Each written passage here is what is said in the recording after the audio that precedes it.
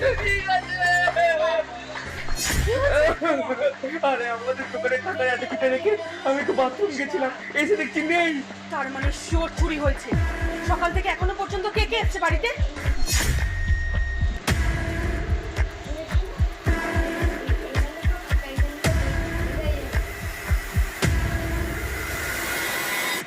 সবাইকে ডাকো, আমি প্রমাণ জোগাড় করে আনছি। এবার তো বলো আসল চোরটা কে? পেপারওয়ালা। কি প্রমাণ আছে? কাজের দিদি সকাল থেকেই এই বাড়িতেই ছিল, আর আমি পাড়া থেকে খবর নিয়ে এসেছি দুধওয়ালা এই বাড়িতে দুধ দেওয়ার পর সব বাড়িতে গেছিল, একমাত্র তুই এই বাড়িতে পেপার দেওয়ার পর আর কোথাও যাসনি, কারণ এতগুলো টাকা নিয়ে তুই ঘুরতে চাসনি, কেউ যদি দেখে ফেলে সেই ভয়।